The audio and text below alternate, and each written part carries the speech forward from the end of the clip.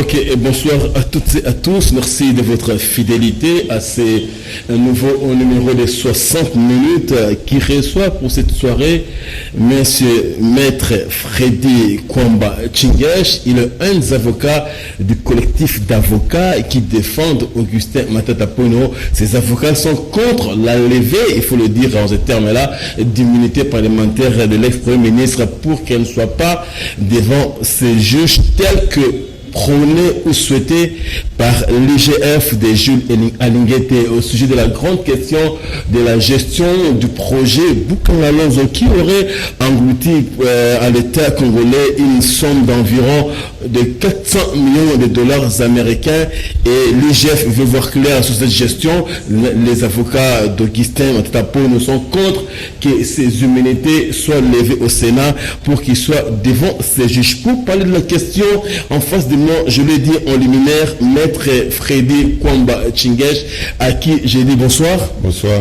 Bonsoir Maître, l'honneur est pour nous, le privilège de vous avoir sur ce plateau pour que nous reparlions de ces dossiers que l'opinion a déjà pris connaissance en sens divers, et aujourd'hui l'IGF ne lâche pas prise. Augustin Matata Ponyo, quoi qu'il arrive, devra être devant ses juges pour répondre de la gestion du projet Boukangalonzo. Et vous estimez que ce procès Boukangalonzo, s'il y en aura, n'est qu'un acharnement politique. Quel soubassement soutient l'allégation? La Constitution. C'est ça le soubassement, c'est la Constitution. L'IGF l'évoque également, la Constitution. L'IGF, moi je n'aimerais pas que l'on parle aujourd'hui de l'IGF. Pour quelle raison? Parce que l'IGF c'est un OPJ. Quand l'OPJ termine son travail, il envoie auprès du procureur général qui est son supérieur. Dès que le procureur général détient le dossier entre ses mains, l'IGF doit se taire dans toutes les langues. Maintenant, nous sommes face à l'organe de la loi, celui qui pose des actes d'une manière régulière. Donc l'histoire de l'IGF est clôturée par un rapport qu'il a déposé entre les mains de l'organe poursuivant. Parce que ce n'est pas l'IGF qui poursuit, mais c'est le parquet. C'est pourquoi je vous dis, mettons l'affaire de l'IGF de côté et parlons du procureur général et de son réquisitoire sollicitant la levée des immunités.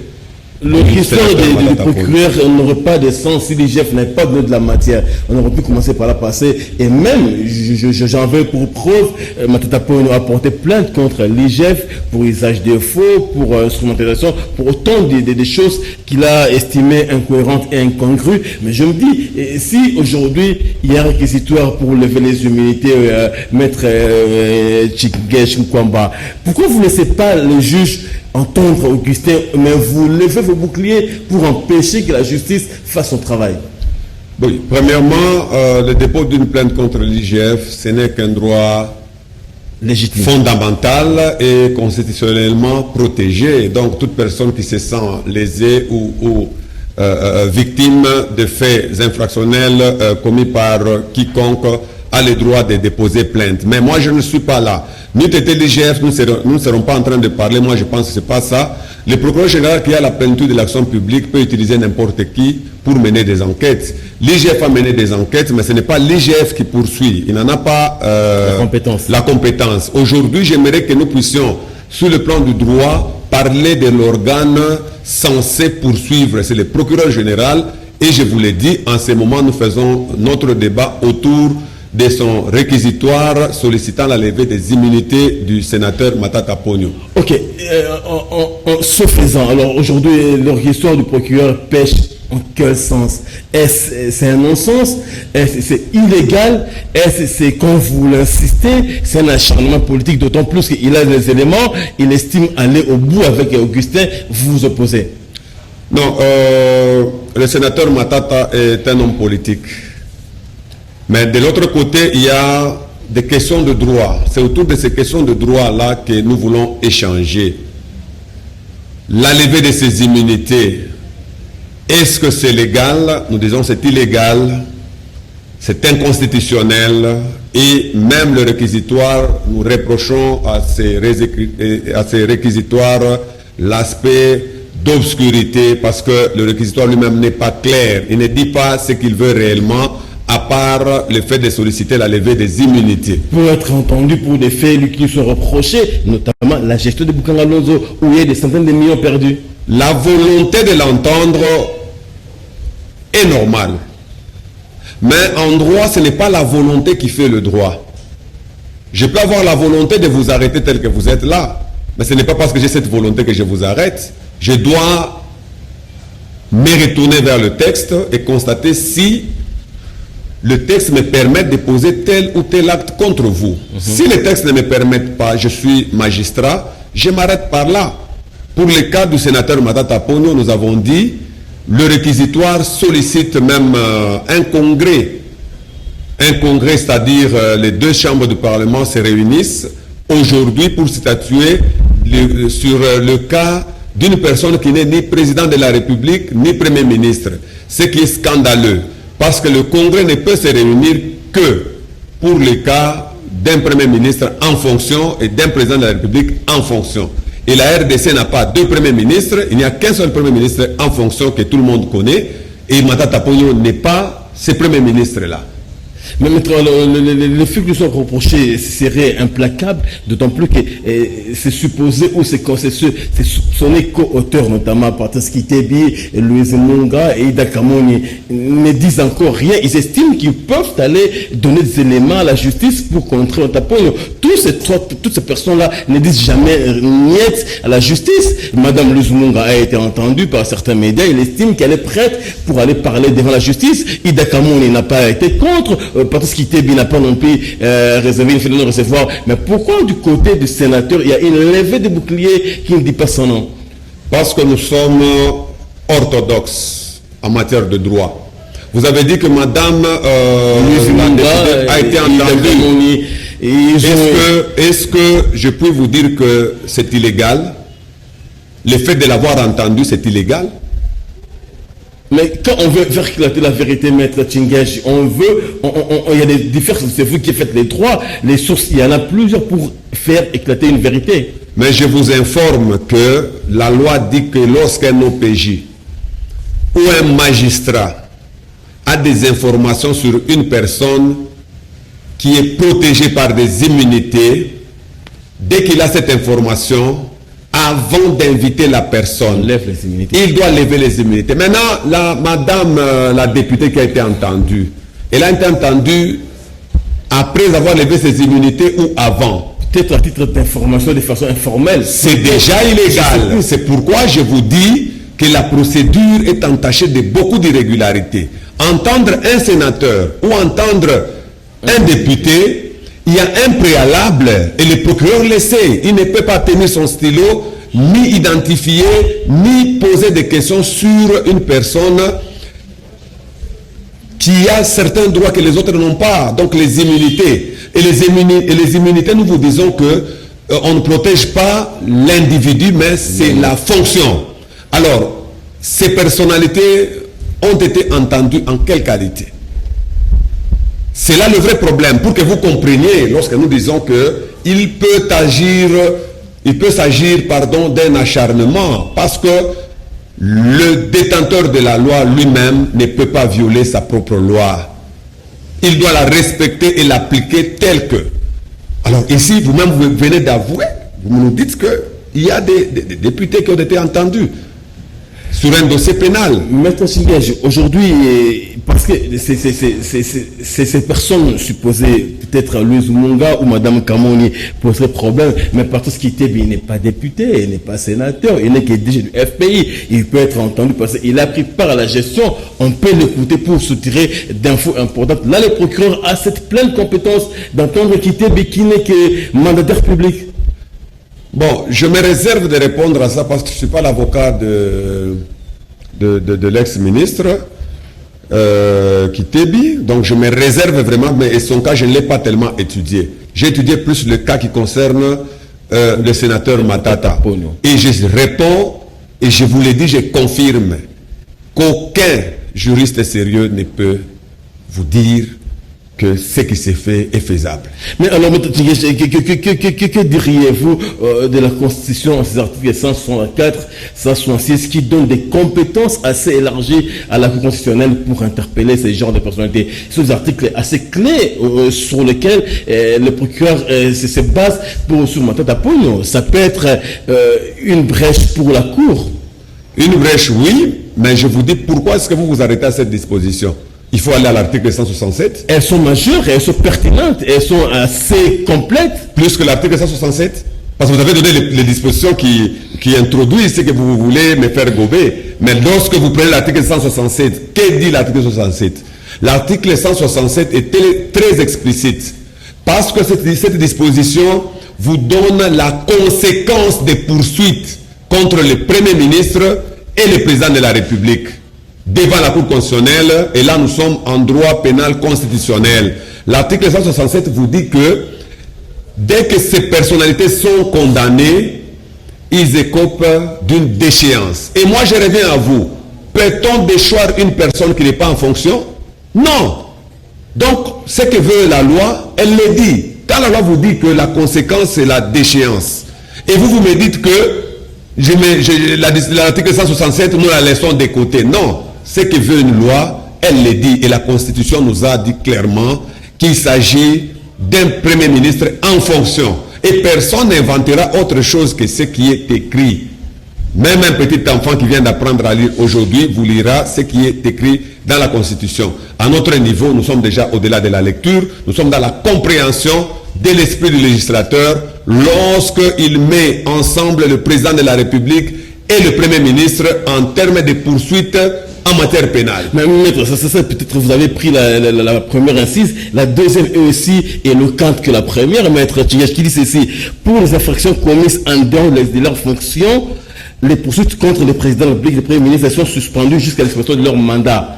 La prescription est suspendue, c'est-à-dire qu'on peut venir vers lui quand le mandat est fini pour retirer ce qui n'a pas marché pendant qu'il exerçait les fonctions. Là, vous soulevez une autre notion. Mais je vais rentrer dans cette qu'il est dit. J'entre dans cette notion pour vous faire comprendre que dit cette disposition ou cet alinéa. Oui. Là, il s'agit de la question sur la prescription de l'action publique, mais pas au niveau du déclencheur des poursuites. Parce qu'on peut poursuivre un président qui est en fonction. On peut poursuivre un Premier ministre qui est en fonction. Mais la prescription, c'est quoi? C'est le délai en dans lequel le ministère public doit agir, parce que dépasser ces délais, il ne peut plus rien. C'est ça la prescription.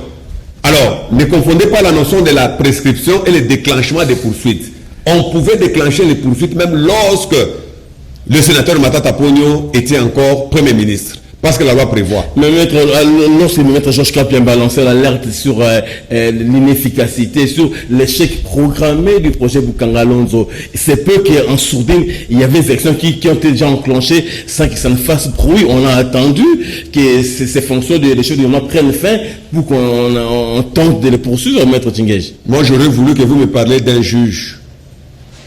Est-ce que c'était un juge qui a dit ça? Non. C'est-à-dire tout le monde peut parler, mais c'est le juge qui dit. Personne ne dit en dehors du juge. C'est lorsqu'un juge vous dit que tout le monde est lié à la décision d'un juge. Moi, je peux me réveiller aujourd'hui, je vous soupçonne. Ce n'est pas pour autant que vous avez fait ce que je dis. C'est le juge qui confirme ou qui infirme. Vous êtes ici à Kinshasa, vous êtes en RDC. Combien de personnes ont été poursuivies au pénal en RDC? Et sur le nombre total de personnes poursuivies, combien arrivent à la condamnation? Ça, ce sont les statistiques. Je vous dis que peut-être c'est les 3 à 4% des personnes poursuivies qui arrivent à la condamnation. Pour quelle raison? Si nous prenons ces statistiques, nous pouvons vous démontrer que le travail effectué au niveau de la phase préjuridictionnelle est toujours entaché de beaucoup d'irrégularités qui sont corrigées par les juges. Et c'est le seul juge qui peut se dire que telle personne a commis ceci ou n'a pas commis. C'est le cas des OPJ, je vous l'ai dit. Aujourd'hui, chaque fois nous suivons à la télé des gens qui sont arrêtés dans les bureaux, les sous-siats. Vos caméras descendent là-bas pour filmer. Tel a fait ceci, il a commis un viol, celui-ci a détourné, celui-là a volé. Avez-vous encore le courage de poursuivre ces cas jusqu'au bout lorsque les juges acquittent la personne? Non, vous vous limitez au niveau de... Moi, j'aimerais que vous retourniez chez l'OPJ pour lui dire que ce que vous avez fait là, c'était une infraction. Parce que vous avez dit que telle personne a fait ça, alors elle ne l'avait pas fait. Rassurez-vous, Canal qui le fait régulièrement jusqu'au bout de certains procès, même mineurs. Même maître, je vous en félicite. Au moins si vous allez jusqu'au bout. Non, on le fait régulièrement. Maître, restons dans le procès probable, Boukangalonzo peut-être, parce qu'à l'ingété formelle, ce procès aura lieu, Matata sera devant ces juges, parce que la pression du côté du Sénat est vraiment permanente, elle est très forte, parce que je peux évoquer l'article 218 du règlement du Sénat, qui estime que la Chambre haute a l'obligation de libérer un sénateur qui est voulu avec élément à l'appui par la justice. Cet article-là aussi, vous le jetez en pâture? Non. Non, ce sont ses pairs. Les sénateurs devant qui on sollicite sont ses propres pairs. Ils ont le pouvoir de lever les immunités ou de refuser. Mais pour qu'ils lèvent les immunités, ce n'est pas parce qu'on demande la levée des immunités qu'on lève. Le réquisitoire doit être suffisamment motivé. C'est comme moi, je vais demander votre fils. Donnez-moi votre fils, je vais le juger. Vous me donnez votre fils directement, vous me posez la question, qu'a-t-il fait? C'est là le vrai problème. Et quand on lisant les réquisitoires, il n'y a nulle part où on charge Matata Pogno. Nulle part dans les réquisitoires.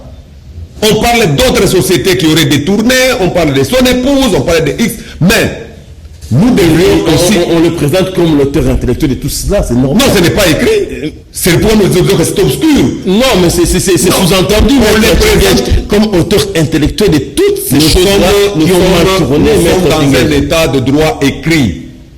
Moi, je ne peux répondre que de ce que j'ai lu. Nous sommes dans un état de droit écrit. Nous ne sommes pas dans un état de droit coutumier où les gens peuvent se raconter les histoires et obtenir les conséquences de ce qu'ils racontent. Chez nous, c'est qu'est-ce qui est écrit. Moi, j'ai lu le réquisitoire et j'examine le réquisitoire. Tout ce qui est écrit sur ce réquisitoire, j'ai lu, j'ai examiné. Je n'ai pas trouvé des charges contre lui, mais j'ai trouvé des explications. Des explications. On vous dit par exemple que c'est suite à cette bavure que tel et tel ont détourné. Moi, je suis magistrat, je ne poursuis pas ceux qui ont détourné, mais j'écris seulement qu'ils ont détourné. Non, ce sont là, parce que c'est ça la cible. Si moi-même, magistrat, je vous dis que tel et tel ont détourné, je me dirige déjà vers eux parce que je dois récupérer l'argent de l'État. Vous comprenez? Mais si moi, je vais prendre votre fils pour aller les juger, mais je vous dis que parce que son voisin avait commis tel acte, vous n'allez pas lever ses immunités, vous n'allez pas me donner votre fils, vous allez me poser la question, qu'a-t-il réellement fait pour qu'on puisse le livrer? Parce que la justice, c'est un domaine de l'État. Même quand vous citez l'IGF, le domaine judiciaire, ce sont les affaires de la République, ça n'appartient pas à l'IGF. Vous comprenez? Et à ce stade ici, on ne peut plus parler de l'IGF. Nous parlons maintenant du parquet. C'est lui qui a la plénitude de l'action publique. C'est le procureur. Maître, alors, que faites-vous du constat sur le terrain? On est Congolais, vous et moi. Oui. Sur terrain, on constate que Boukangalonzo a été un échec cuisant. Évidemment. Rien n'a été comme un succès jusqu'à la fin. Mais qui en a été le pilote? C'est Matata Pogno. Aujourd'hui, cet échec-là, vous voulez l'imputer à qui? À ses collaborateurs ou à lui-même? Parce que vous semblez nous dire qu'il est indemne, il est immaculé, on ne peut pas l'accuser. Je n'ai pas dit ça, mais je vous fais voir ceci. Lorsque vous vous oubliez de fermer la porte de votre bureau, par négligence par exemple, et que quelqu'un entre et il vole, on établit quelle responsabilité sur vous? Ce n'est qu'une illustration, parce que la vérité ontologique, c'est à l'église où on va la chercher. Ici, nous sommes en train de rechercher la vérité judiciaire. C'est une vérité compliquée.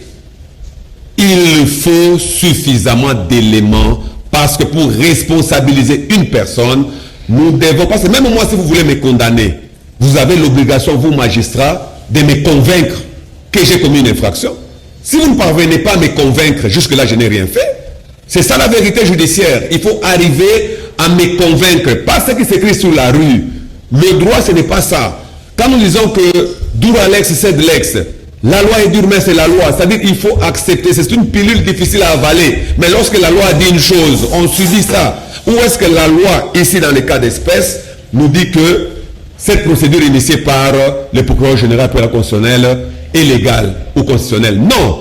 Il utilise des dispositions légales qui traitent des questions d'un ministre, d'un premier ministre en fonction sur un premier ministre hors fonction. C'est là où nous lui reprochons la violation de la Constitution. Parce que si il doit appliquer la Constitution, qu'il l'applique sur la lettre.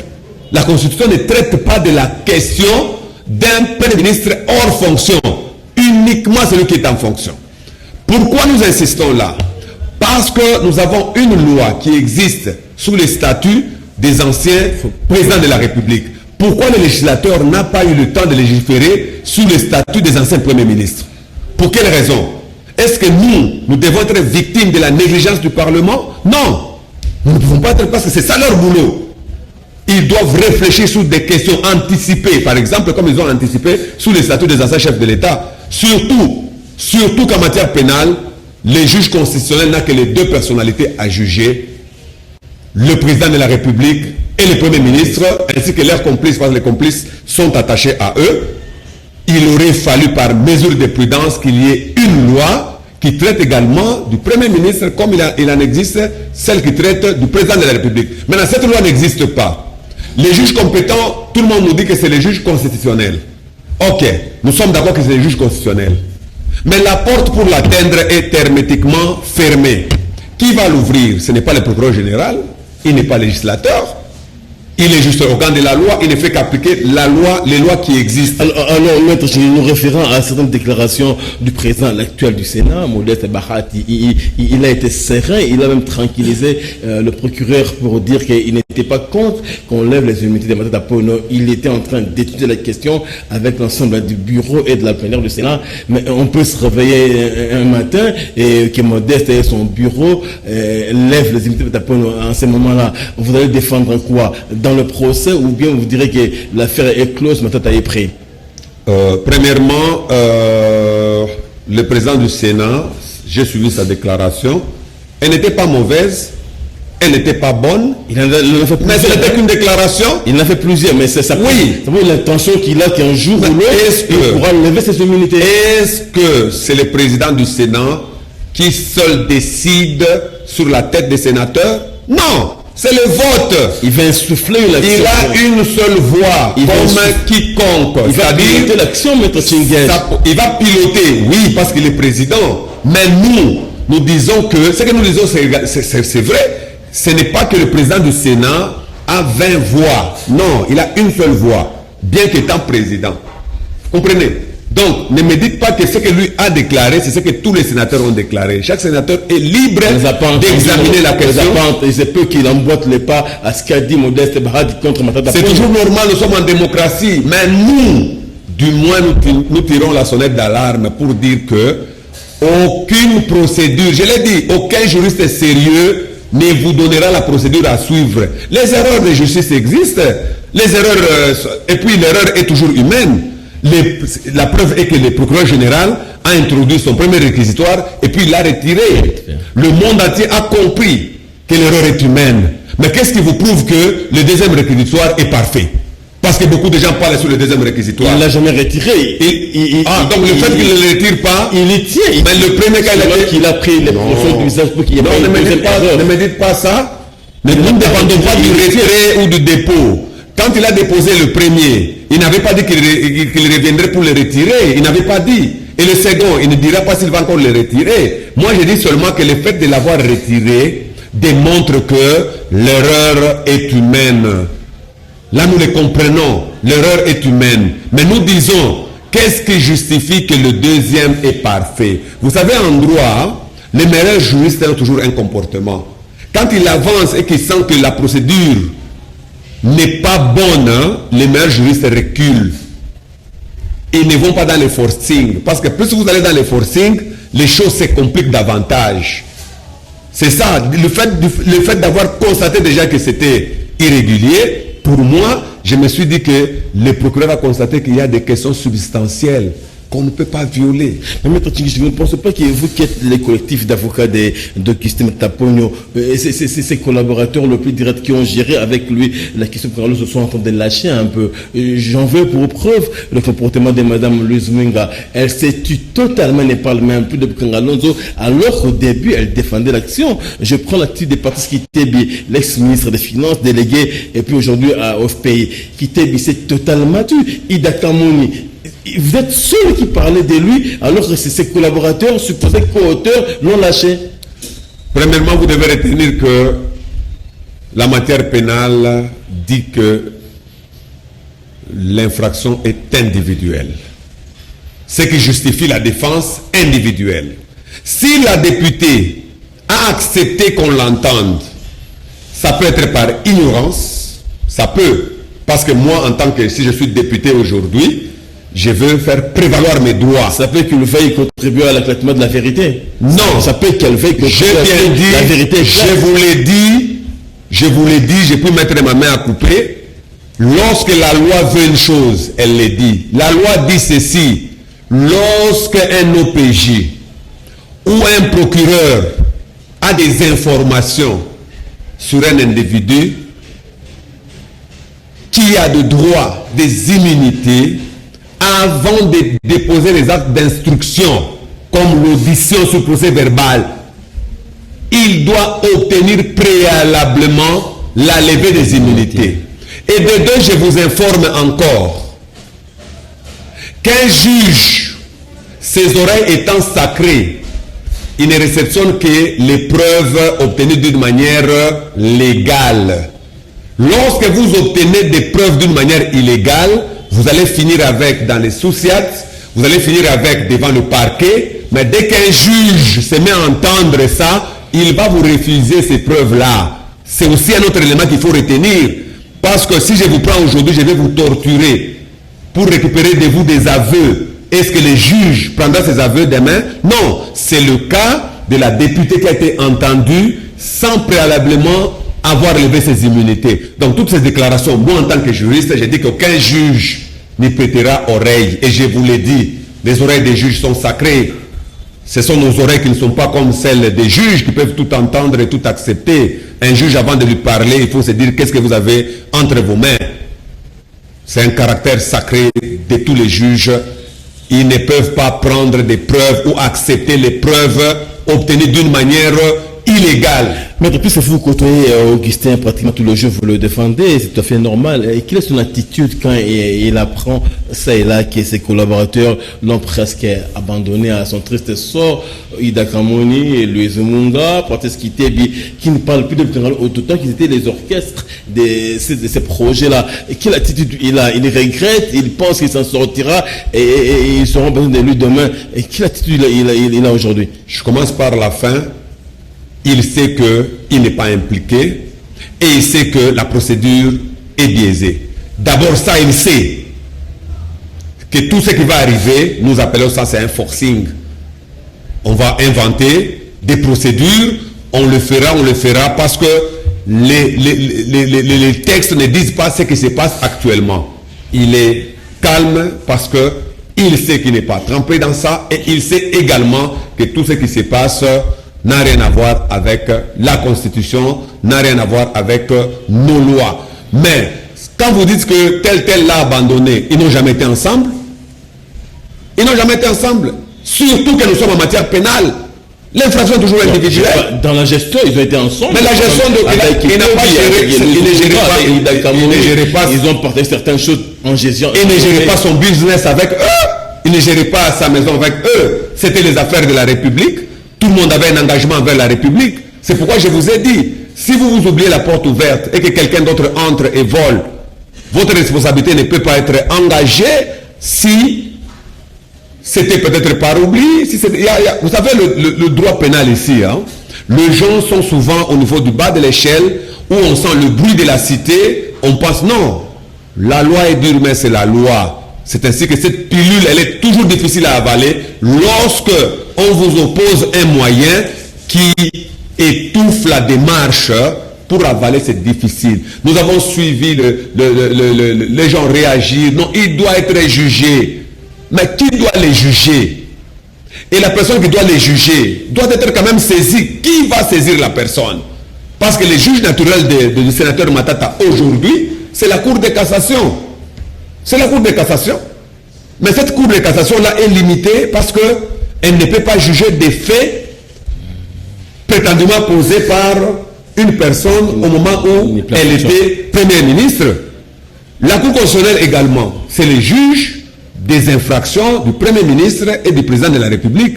Mais ce juge-là aussi ne peut pas trancher des questions d'une personne qui n'est plus Premier ministre, qui n'est plus Président de la République et qui n'est ni complice de l'un ni de l'autre. Alors, nous sommes devant ce que nous appelons en droit un vide juridique. Devant le vide juridique, il y a des possibilités. La première possibilité, le juge constitutionnel a mandat, a le pouvoir de combler certaines lacunes des textes de loi. Il a mandat. C'est-à-dire, il peut examiner la procédure, il peut examiner les actes à poser et les réajuster pour qu'on aboutisse. Mais ce juge-là ne peut faire ça que s'il est aussi régulièrement saisi. Vous comprenez? En droit, c'est l'habit qui fait la personne. Ce n'est pas la personne qui fait l'habit. C'est-à-dire c'est la forme d'abord. Alors, vous parlez ici de l'acharnement politique, mais dans ce cadre politique-là également, il y a des politiques qui trempés dans certaines affaires judiciaires qui brandissent une grosse jurisprudence. Ils ont été aux affaires publiques et ils sont jugés.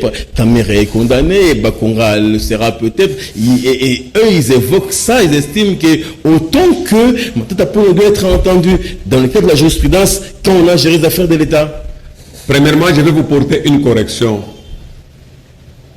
Vital Kamerhe n'a jamais été condamné. La première correction que je vous donne. Non, condamné, mais il est en appel. Mais quand quelqu'un t'en appelle, c'est-à-dire que... mais quelle condamnation qui pèse sur lui? On peut confirmer la condamnation pendant l'appel. Là, vous dites qu'on peut. Mais depuis longtemps qu'on n'a pas déjà, le ministère public ne changera pas du jour au lendemain. Mais le ministère public n'est pas juge. Il est parti au procès. Il propose la condamnation. Non, il propose comme les avocats de Kamere aussi sollicitent son acquittement. Ils sont tous égaux devant les juges. Aujourd'hui, Kamere n'est pas libéré non plus. Oui, bon, ça c'est normal. C'est normal. Ce n'est qu'une parenthèse. Parlons de cette jurisprudence. J'ai géré. On m'a entendu. Non, je suis en train d'aller. Je suis en train de répondre. Allez-y. Je suis en train de répondre. Premièrement, je vous fais voir que M. Vital Kamerhe n'a jamais été condamné jusqu'à cette date. Des deux, Vital Kamerhe n'avait aucune immunité. En tant que directeur de cabinet du chef de l'État, il n'avait pas d'immunité. C'est-à-dire que sa procédure ne peut jamais être comparée à celle du sénateur Matata. Donc il y a deux cas différents qu'on ne pourra jamais mettre ensemble. Non, je parle seulement de la gestion des affaires publiques. Donc, le fait qu'il ait les immunités parlementaires en tant que sénateur, l'exemple de toute poursuite, même s'il a commis des fautes implacables, évidentes. Je vais vous donner une vérité autre.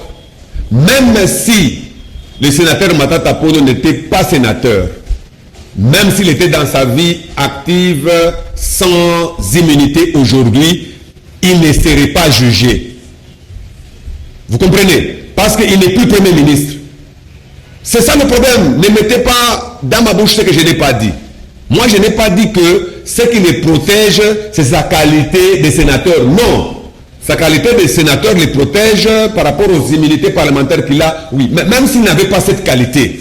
Mais en tant qu'ancien Premier ministre, aucune loi n'est prévue pour les poursuivre pour des faits prétendument commis pendant qu'il était Premier ministre. Il n'existe pas de loi. Vous comprenez? Il ne faut pas nous pousser à dire des choses fabriquées. Non, moi je n'ai pas dit qu'il est protégé par rapport à ses immunités. Non, moi maintenant j'enlève ses immunités, je les mets de côté. Et je vous fais voir que même sans ces immunités-là, il n'existe aucune procédure aujourd'hui qui puisse l'amener devant un juge congolais en matière de droit pénal pour des faits prétendument commis pendant qu'il était... Même si les enquêtes démontrent que Matata Ponyo a réellement détourné, il a mal géré le projet Bukanga Alonso, il a eu des marchés gré à gré pour Congo Challenge, parce qu'il évident même ces faits-là sont avérés, il n'est pas poursuivable, selon Maître Chingej. Oui, et ces enquêtes-là démontrent devant qui? Bien évidemment les procureurs ou les juges. Mais les procureurs ont quel pouvoir? C'est les juges qui ont le pouvoir. C'est pourquoi je vous dis, ce que le procureur dit là, ça doit être confronté. Ce que le l'IGF dit, ça doit être confronté. Ils n'ont pas la vérité sacrée, ils n'ont pas la vérité vraie. Ils peuvent vous accuser faussement, ils peuvent vous accuser sous des faits vrais, mais ce n'est pas pour autant que quand le procureur parle, ce qu'il dit là, il dit le droit. Non, le procureur ne dit pas le droit. C'est le juge qui dit le droit.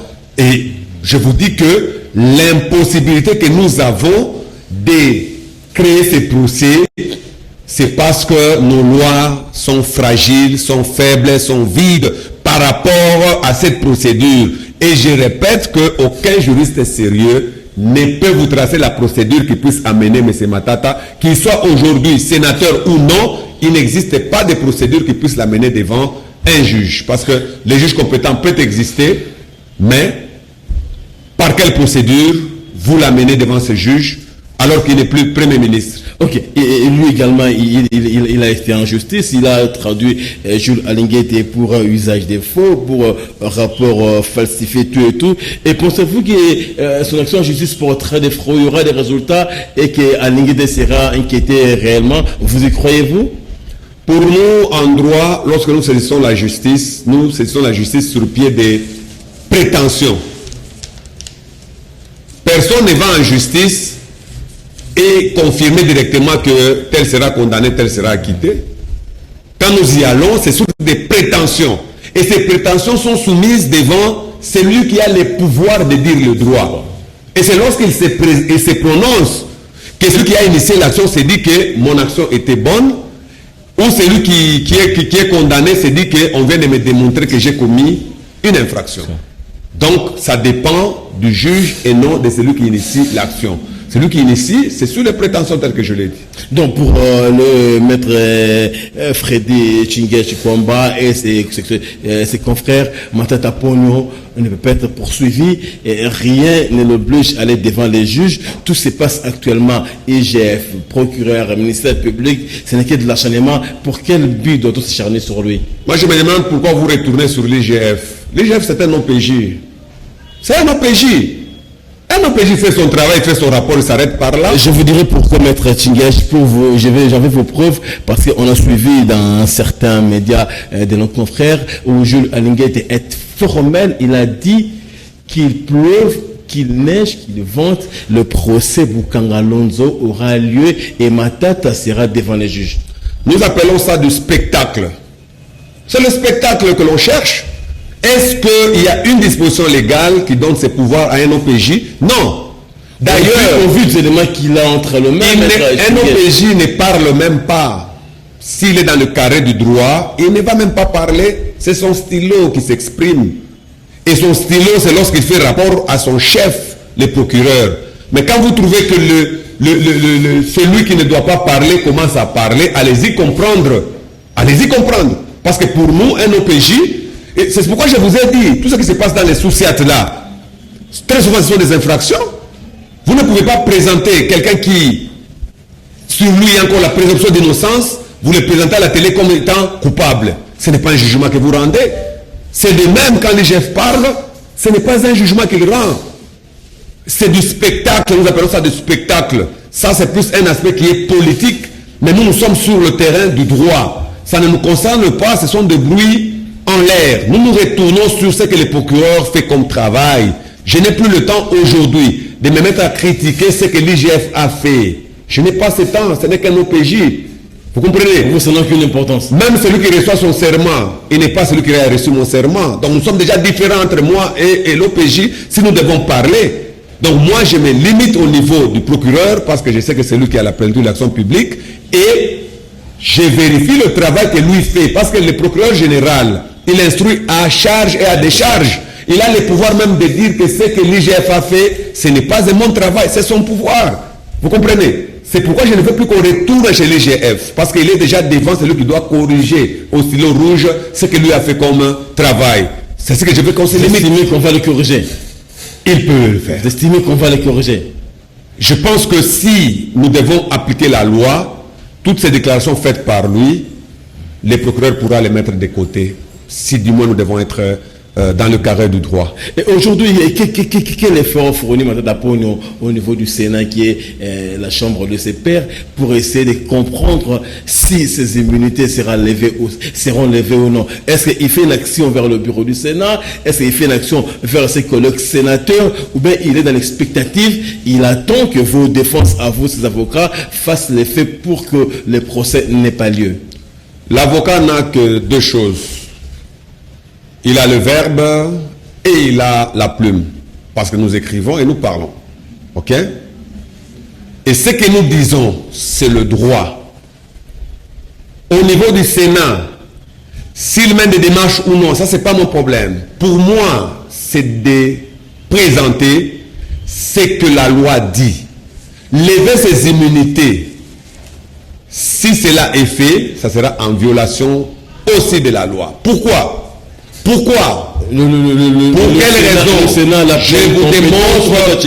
Oui, le Sénat a plein de compétences. Oui. S'il y a des éléments qui concourent à une levée d'immunité, il va le lever. Oui. Et par quelle procédure un Sénat peut revenir sur sa décision? Vous connaissez cette procédure-là? Mais si les éléments viennent bousculer les premiers éléments, Maître Tchingej. Non, le Sénat c'est une haute institution de la République. Le Sénat a pris déjà position par rapport à la demande de la levée des immunités. Le Sénat a refusé de lever les immunités. Est-ce que c'est par quelle voie? Et il a laissé certaines possibilités.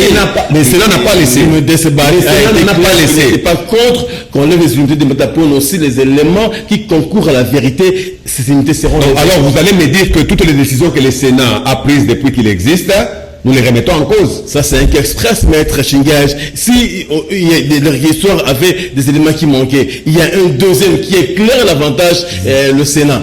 Voilà pourquoi la forme est toujours importante. Lorsque un procureur doit poser des actes, il examine le tout pour qu'il y aille une fois pour toutes. Dès que l'institution Sénat a pris la position, il ne peut plus retourner. Il ne peut plus retourner. Je viens solliciter la levée des immunités. Vous refusez. Je ne reviens plus chez vous parce que vous avez refusé de lever. Si nous pouvons respecter le droit. Même si les faits sont implacables, irréfutables, on lève pas. Mais qui doit nous dire si les biens sont irréfutables? Ce n'est pas le procureur. Si le procureur avait le pouvoir de le faire, il ne serait pas en train de demander aux autres qui n'ont aucun pouvoir de lever les immunités. Donc il y a quand même des barrières que la loi place. Le procureur, quand il a le pouvoir de poser des actes, il les pose. Mais là où il se sent limité, il respecte la loi. C'est ainsi qu'il a sollicité l'autorisation de lever les immunités parlementaires. Mais s'il les demande, c'est-à-dire qu'il doit s'attendre soit à une acceptation, soit à un refus. Il ne doit pas dire forcément qu'on doit toujours le faire. C'est là où ça fâche. C'est là où ça fâche. C'est pourquoi je vous ai dit que le Parlement, pour nous, le Sénat avait déjà pris position. Alors, retourner vers le Sénat, quand nous parlons de l'acharnement, ces mots peuvent revenir 1000 fois chaque fois que nous vérifions la procédure déjà entamée. Ok, prenons ce vocabulaire que vous chérissez tant. Pourquoi doit-on s'acharner sur Matapone? Qu'est-ce qu'il représente aujourd'hui? Il n'est que sénateur, il est président de la Fondation Mapon, il est président du conseil d'administration du Congo Challenge. Il n'est que ça. Pourquoi s'acharner sur lui? D'autant plus qu'il n'y représente jusque-là aucun danger. Moi, je ne pense pas. Nous tous, nous représentons des dangers. Hein. Il n'y a personne sur la planète qui ne représente pas les dangers. Même vous, quand vous marchez, vous piétinez les insectes, vous représentez déjà un danger. Vous comprenez? Donc, ces insectes doivent peut-être fuir pour que vous marchiez. Le danger, tout le monde représente un danger pour l'autre. Moi, je suis, en dehors de tout ça, je suis pratiquant des arts martiaux. Même votre propre ceinture peut être un danger pour vous, parce que vous pouvez l'utiliser mal et puis ça vous blesse. Donc, le danger, il est partout. Tout le monde est dangereux dans son coin. Mais ici, on ne fait pas le débat des personnes dangereuses. Nous faisons le débat d'une procédure qui a quitté le carré du droit, qui a quitté la procédure légale pour l'arbitraire. C'est ça le problème. Quand nous parlons de l'acharnement, victime de l'arbitraire. Oui, c'est l'arbitraire. Parce que quand vous quittez la procédure prévue, vous êtes dans l'arbitraire. Parce que vous ne pouvez faire que ce que la loi vous dit. On va arrêter par le Maître Tchingej, il nous reste 1 minute et demie, puisque dans l'arbitraire, on savait qu'il s'en sortira, Matata Pogno. Moi, je pense que je ne peux pas prédire l'avenir. D'abord, je vous l'ai dit. Mais ce que je dis, c'est ça la vérité de droit. Qu'on l'accepte ou qu'on refuse. Mais je dis, ce qui se fera en dehors de ce que j'ai dit qui est légal, nous appelons ça un forcing. Et le forcing, c'est de l'arbitraire. Ce que nous disons ici, c'est ça le droit. On ne peut pas poursuivre une personne en dehors de la procédure déjà prévue. Personne n'a le pouvoir d'inventer une procédure. Personne n'a qualité d'inventer une loi en dehors du constituant que tous nous connaissons, qui devrait légiférer en matière du statut des anciens premiers ministres, parce que cette loi n'existe pas jusqu'en ce moment. comme on dit, les doutes profitent à l'accusé. Nous vous remercions, Maître Kwamba Chinguej, que nous recevons, un des avocats du collectif qui défendent Augustin Matata Pogno, presque en étau par l'IGF pour le procès, probable ou non procès Boukangalonzo. Nous vous disons merci de vous avoir suivis pendant ces minutes au cours desquelles nous recevions notre Maître Kwamba Chinguej. Merci à l'équipe technique pour sa collaboration. Rodi Louadio, Freddy Tankidi et Kouparbola, qui pour tout à la régie finale. Le rendez-vous est pris très prochainement pour un autre numéro. D'ici là, fidèle à nos programmes, bonne soirée chez vous et bye bye.